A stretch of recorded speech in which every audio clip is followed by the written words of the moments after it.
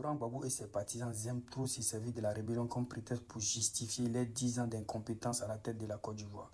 Moi, j'ai une seule question. Les 10 ans, est-ce que c'est la rébellion qui lui a dit de prendre 2 milliards de francs CFA pour aller donner à Jacques Chirac? Non. Est-ce que c'est la rébellion qui lui a dit d'aller acheter une usine déjà en faillite aux États-Unis à 12 millions d'euros? Non. Avec ces 12 millions d'euros, il pouvait construire une usine de transformation de nos matières premières pour pouvoir donner de l'emploi à la jeunesse ivoirienne. Ça, c'est un. Avec ces 2 milliards d'euros, il pouvait créer une usine de transformation encore pour pouvoir donner de l'emploi. Ça pouvait créer des milliers, des douzaines, des centaines d'emplois pour la jeunesse ivoirienne. Vous n'êtes pas d'accord? On continue. Et il venait dire au peuple ivoirien qu'est-ce qui a provoqué la rébellion? Qu'est-ce qui a amplifié la rébellion? Allons pour la lecture. La rébellion en Côte d'Ivoire a éclaté dans les années 2000. A été causée par plusieurs facteurs politiques, économiques et sociaux. Voici les principales raisons. Tension politique, exclusion. Après l'éviction de Guy Robert dans les années 2000, Laurent Gbagbo a été élu président de la République. Est-ce que vous écoutez? Mais exclusion Alassane Ouattara de l'élection présidentielle sur la base de la question des nationalités douteuses, créant des frustrations notamment dans le nord du pays. Le nord du pays se sentait marginalisé par rapport au sud du pays où se trouvait le pouvoir économique et politique. Cette division a été aggravée par le concept d'ivoirité qui mettait en question la citoyenneté de certains Ivoiriens, notamment ceux d'origine de l'étranger.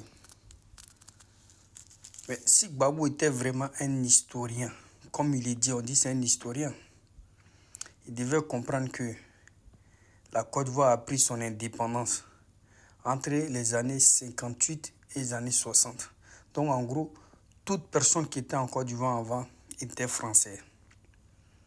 Donc lui, il ne peut pas venir dire au peuple ivoirien en tant qu'un historien pour dire non, telle personne est plus ivoirien que telle personne. Non. Si c'est un historien, il ne peut pas venir nous dire ça.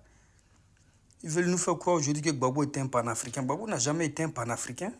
Gbagbo était le seul président qui a divisé les Ivoiriens. 200%, c'est Gbagbo qui a divisé les Ivoiriens. La rébellion s'est amplifiée si Laurent Gbagbo. Pourquoi la rébellion s'est amplifiée? Les causes sont là, à cause de cette même division. Comme un historien, on te met à la tête d'un pays, au lieu de chercher à rassembler les gens, tu dis tu es un panafricain.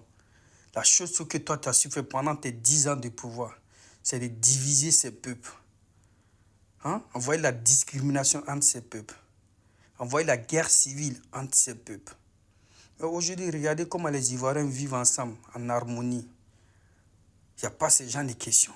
Pourquoi? Parce que le chef d'État actuel a su prendre des bons choix et des bonnes décisions pour pouvoir réunir les Ivoiriens, pour pouvoir faire de telle sorte que les Ivoiriens se sentent très bien à l'aise et même à l'extérieur, pour pouvoir faire des tests que les Ivoiriens soient respectés, mais pas en tant que tu viens du Nord, tu viens du Sud, en tant qu'Ivoirien.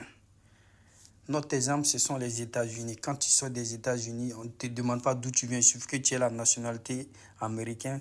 Tu es américain. On doit prendre l'exemple sur les États-Unis. C'est notre seul repère, les gars.